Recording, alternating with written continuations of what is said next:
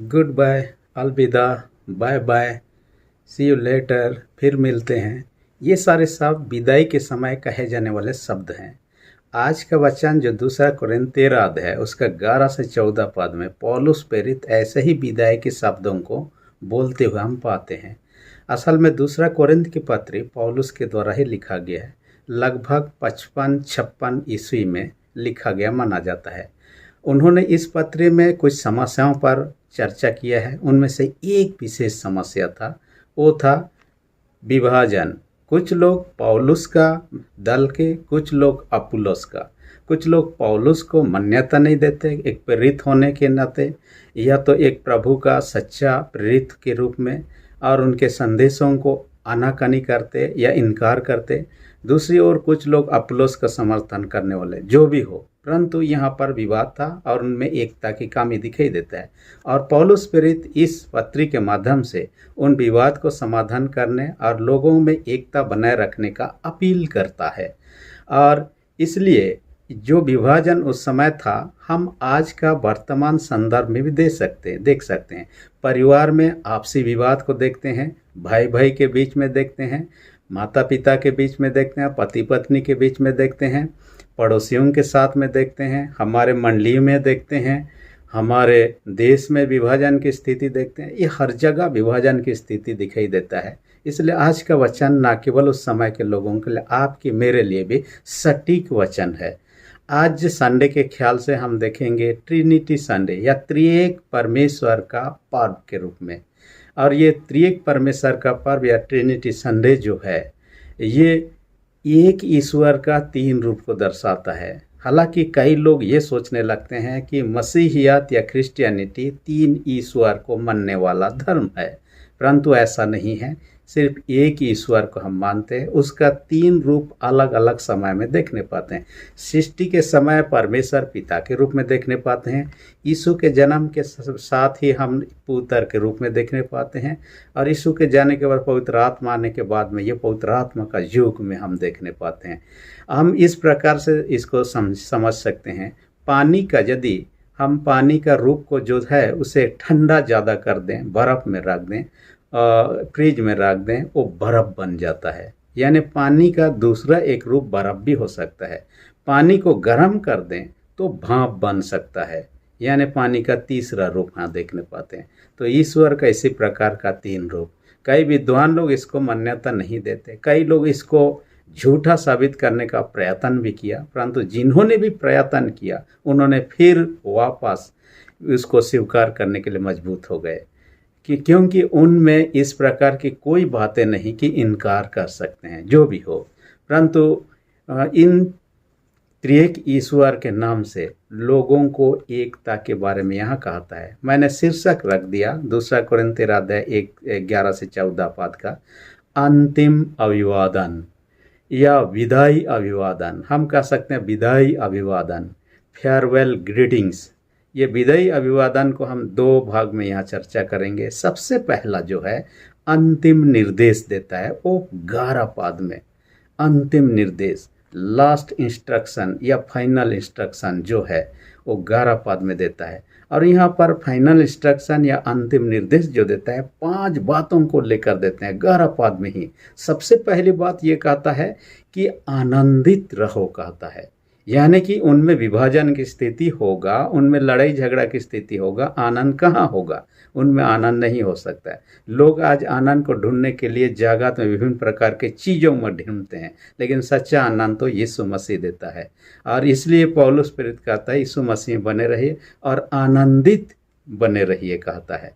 और ये हमारे जीवन में पवित्र आत्मा आने के बाद में यदि दुनिया में लड़ाई हो, झगड़ा हो, कई प्रकार के भयंकर बीमारी क्यों ना हो, परंतु अंदर में परमेश्वर का आत्मा निवास कर रहा है, तो समझ लीजिए हमारे आंतरिक आनंद हम में है। हमें जगत में बाहर में ढूंढने की आवश्यकता नहीं है।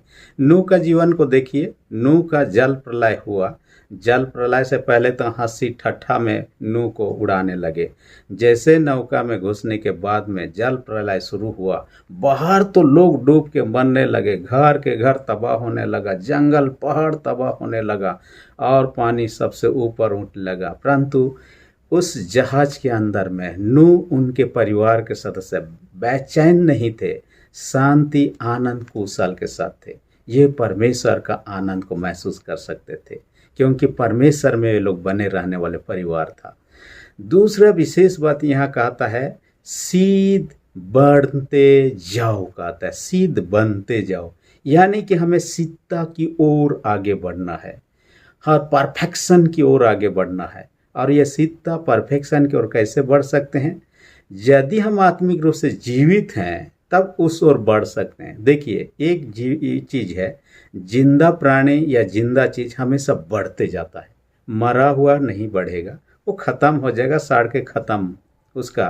परंतु जिंदा है तो ऑटोमेटिक बढ़ना तय है। ये जिंदा चीज का या जिंदा प्राणी का एक निशानी है। हम आत्मिक रूप से जीवित हैं तो आत्मिक रूप से बढ़ते ही जाएं, मरे हुए हैं तो नहीं बढ़ सकते हैं।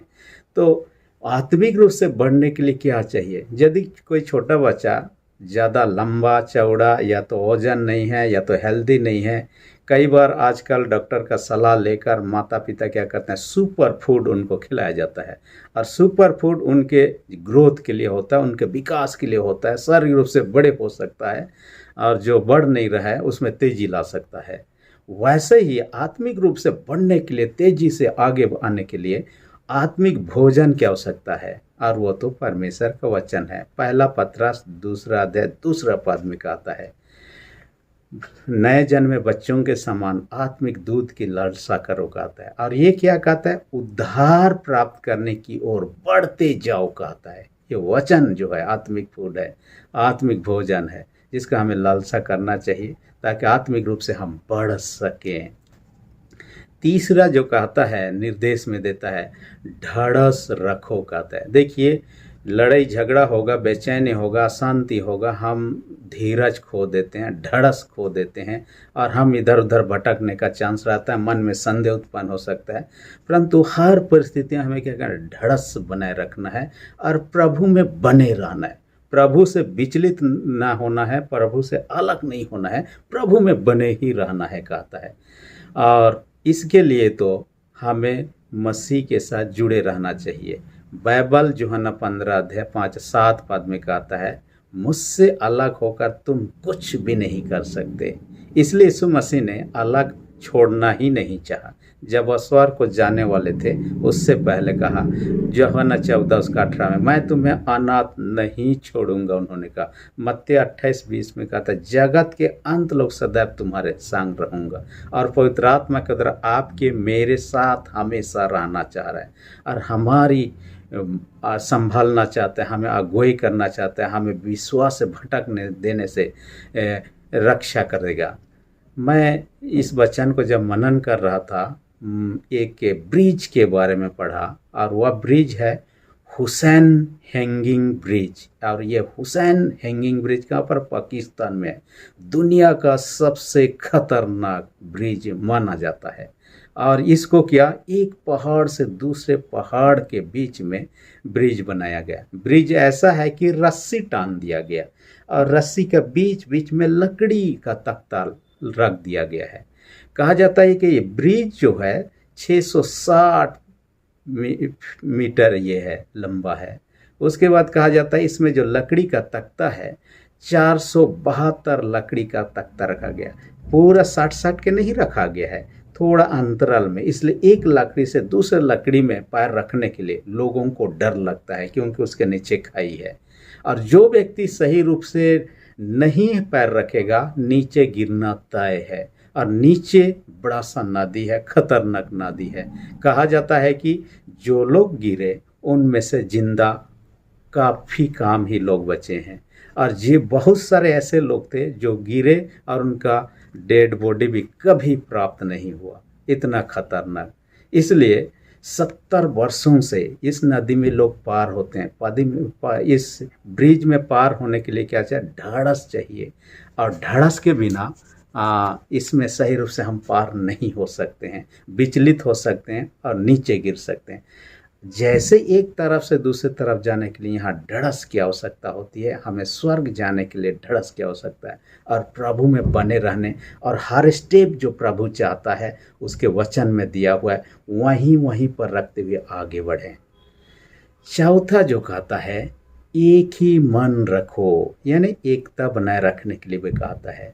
और हमारा मन इसके लिए कैसा होना चाहिए? मसीह का जैसे मन होना चाहिए।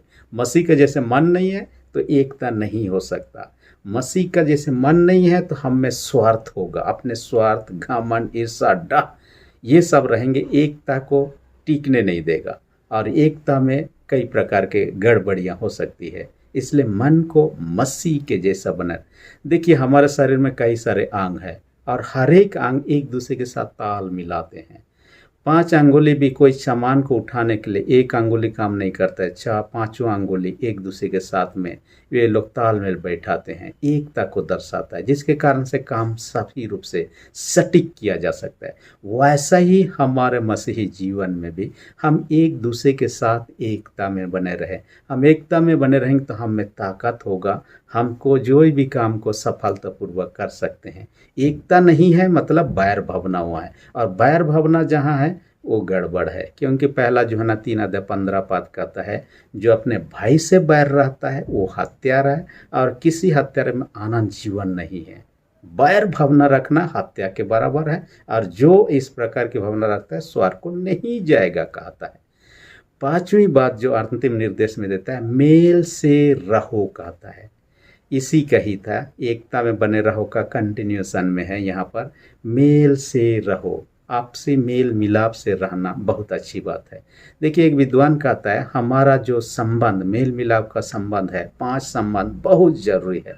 उनमें से हम 2 भाग में डिवाइड कर सकते हैं। पहला जो है ईश्वर के साथ, और ईश्वर के साथ संबंध सही नहीं है, हमारे घर में गाड़ी, बंगला, बैंक बैलेंस सब कुछ होगा, लेकिन तब ईश्वर का आशीष के बिना हम तो बेचैन से हालत में रहेंगे, कभी भी शांति में जीवन।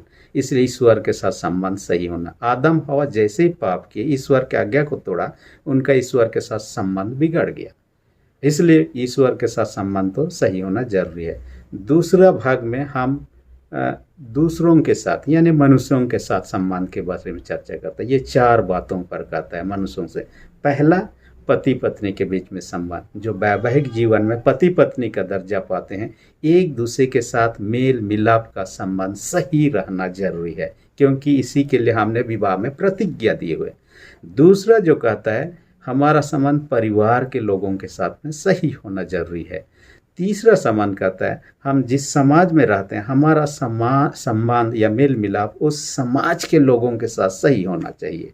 चौथा जो कहता है हमारा संबंध उस पेशा व्यवसाय से जहाँ काम करते हैं उस पेशा से और वहाँ से जुड़े हुए लोगों के साथ में सही मेल मिलाप के साथ होना चाहिए। ये 5 संबंध यदि सही है, उस विद्वान का कथन है हमारा जीवन बेहतर जीवन होने से नहीं रोक सकते हैं। परंतु ये संबंध यदि गड़बड़ है, हमारे जीवन में कई सारे परेशानी समस्याओं को हम देख सकते हैं। इसलिए आइए हम इन 5 को जो निर्देश पौलुस ने उस समय दिया कोरिन्थ के लोगों को, आपको मुझे भी अपने जीवन में निर्देश दे रहा है, इनको पालन करना है। दूसरा पॉइंट पर आते हैं। पहला पॉइंट में हमने चर्चा किया अंतिम निर्देश या तो लास्ट इंस्ट्रक्शन। दूसरा पॉइंट जो है त्रिएक ईश्वर का आशीर्वाद, वो 14 पद में कहता है।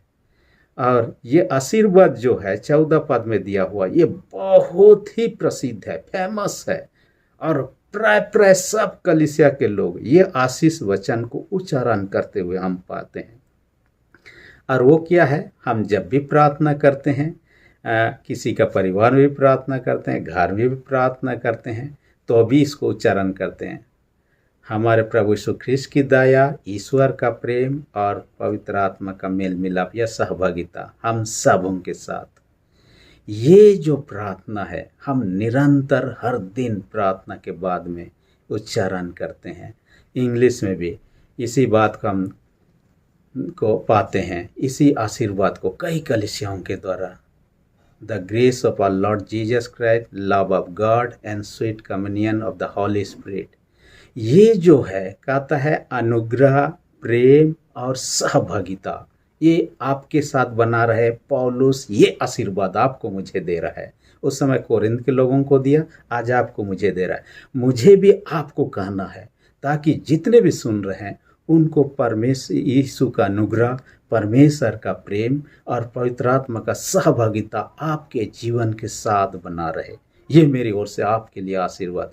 आपको भी चाहता है आप दूसरों को यह आशीर्वाद उच्चारण करें, इसलिए प्रतिदिन के जीवन में उपयोग लाने वाला आशीर्वाद है जो वचन से दिया हुआ है, आज भी इस्तेमाल हो रहा है कलीसियाओं में, आपके में। यहाँ लास्ट जो कहा था आखिरी में, पवित्र आत्मा का सहभागिता आपके मेरे जीवन के साथ बना रहे। क्योंकि बीते सप्ताह हम पेंतिकोस्ट पर्व मनाए पवित्र आत्मा का उतरने के बारे में, और पवित्र आत्मा आपके मेरे साथ में रहना चाहता है, आपके मेरे परिवार में रहना चाहता है, आपके मेरे कलीसिया में रहना चाहता है, आपको मुझे संभालना चाहता है, मार्गदर्शन करना चाहता है, हमारी रक्षा करना चाहता है, हमारे बुराई से हमें रक्षा करना चाहता है। ये पवित्र आत्मा का काम है, इसलिए उसे अपने संगाति में, सहभागिता में बने रहने दीजिए। और इसके बिना हमारा जीवन कभी भी कुलमय जीवन नहीं हो सकता है, शांतिमय जीवन नहीं हो सकता है, आनंदमय जीवन नहीं हो सकता है। जैसे कि मैंने अभी कहा, सब चीज़ होगा, गाड़ी होगा, बंगला होगा, बैंक बैलेंस होगा, पवित्र आत्मा का सहभागिता आपके मेरे जीवन की उपस्थिति नहीं होगा, ये सारे चीज़ व्यर्थ लगने, कभी भी हमें शांति आनंद प्राप्त नहीं होगा जो ईश्वर देना चाहता है। आजकल देखिए गर्मी का सीजन में है, यदि अपने घरों में, बड़ा सुंदर घर भी है, वहाँ पर एसी या तो पंखा या कूलर कुछ भी ना हो, तब गर्मी के कारण से लोग परेशान हो जाते हैं। जो भी कि पावर कट हो जाता है, ये सब रहते हुए भी वो ना चलने लगे तो भी परेशान हो जाते हैं। वैसा ही पवित्र आत्मा के अनुपस्थिति में परेशान, हताश, निराश होना स्वाभाविक है। इसलिए हम सबों को क्या करना चाहिए, उसके संगाति सहभागिता में बने रहना है, उसके लिए उसके साथ संगाति में बने रहना चाहिए, जुड़े हुए रहना चाहिए। जैसे कि हम देखते हैं तार का कनेक्शन एक दूसरे के साथ जुड़ा, इसलिए लाइट जल रहा है, और जहाँ से पावर सप्लाई हो रहा है वहाँ तक जुड़ा हुआ है, इस कारण से पावर सप्लाई आ रहा है। वैसे ईश्वर के साथ जुड़े रहेंगे, ईश्वर का आशीष होते रहेगा। वहाँ पावर कट, यदि कनेक्शन कट हो गया तो पावर का सप्लाई भी कट हो जाता है, वैसे ईश्वर का आशीष से भी हम कट हो सकते हैं। इसलिए मैं एक घटना के बारे में पढ़ रहा था, एक धनवान व्यक्ति के बारे में। उसका एकमात्र बेटा था और उसके धर्मपत्नी न होने के कारण से उनको देखभाल करना उनका जिम्मा में था। जितना हो सका, क्योंकि वह काम करने वाला व्यक्ति था, बड़ा धनी व्यक्ति था, अपने बेटा का सही रूप से ख्याल ना रख पाने का सोच विचार से जितना दिन तक परिवार में रहा उनका अच्छा से ख्याल रखा। हर साल बर्थडे पर उनको गिफ्ट देता, खुशी से मनाता। जब हॉस्टल में दे दिया ताकि अच्छे स्कूल में वो पढ़ाई कर सके, और वहाँ पर बर्थडे जब आया उनको अटेंड करने के लिए जा नहीं पाया। उनको हठात में अपने काम के सिलसिले में विदेश जाना पड़ा। तब उन्होंने क्या किया, उस स्कूल के वार्डन के पास चला गया। उन्होंने एक ब्लैंक चेक पर अपना सिग्नेचर दे दिया और उस वार्डन को देकर कहा, मेरा बेटा का जब जन्मदिन होगा, जो कुछ भी अच्छा लगे, महंगा हो तो भी चलेगा, उनके लिए गिफ्ट खरीदना और मेरी ओर से उनको दे देना। और ऐसा ही उन्होंने किया। बर्थडे का डेट आया, अपने साथियों के साथ में वहाँ जितने थे बर्थडे सेलिब्रेशन हुआ, केक काटा गया, सब चीज़ हुआ। उसके बाद वार्डन ने उनको वह गिफ्ट दिया जो उनके पिता उनके लिए उपहार स्वरूप दिए थे। कीमती कीमती गिफ्ट था, परंतु देखने के बाद भी वो निराश हो गया। उल्टा देखने के बाद में वह रोने लगा, वो बेचैन से हो गया। तब उनको पूछा गया, आपको गिफ्ट पसंद नहीं आया या क्या, क्यों कर आप इतना निराश हैं जब कि आपका बर्थडे है। उन्होंने कहा, गिफ्ट से मैं क्या कर सकता, इसके बदले मेरे पिता यदि वहाँ उनके पास में एक फ़ोटो था, फ़ोटो से निकल कर आ जाते और मुझे विश करते, उनका उपस्थिति ही मेरे लिए खुशी, ये गिफ्ट से ज़्यादा बढ़कर होता। देखिए, उनके अपने पिता का अनुपस्थिति के कारण से सारे आयोजन, सारे सेलिब्रेशन, सारे गिफ्ट उनके सामने फीका पड़ चुका था। हमारे जीवन में भी उस ईश्वर का अनुपस्थिति के कारण से ऐसा फीका जीवन हो सकता है। इसलिए उसके संगति, सहभागिता में हम बने रहें, ताकि उसके आशीष से हमारा जीवन धन्य जीवन होगा, आशीषित जीवन होगा। दूसरे लोग हमारे जीवन को देखकर परमेश्वर को धन्य कर सकें। परमेश्वर आज के वचन का अधिक साहस दे। आमीन। हम प्रार्थना करें। सेनाओं के जीत पिता धन्यवाद देता, आज के वचन का हम बातें किया, हर एक सुनने वाले छोटे बड़े सबों को अपने स्वर्गीय आशीष से भर दे। जो बीमार है उनको तेरे हाथ में रख दे। यीशु के सामर्थ्य लो से हर एक रोग दुख बीमारी उनको दूर कर दे। प्रार्थना यीशु के नाम से मांगते हैं, आमीन। यदि अब तक आपने मेरे चैनल को सब्सक्राइब नहीं किया, इसी घड़ी रेड बटन को प्रेस करके सब्सक्राइब कर दीजिए और जो बेल आइकन निकलेगा उसे प्रेस करके ऑल पर सेट कर दीजिए, ताकि आने वाले वीडियोस का नोटिफिकेशन आपको समय पर मिल सके। धन्यवाद।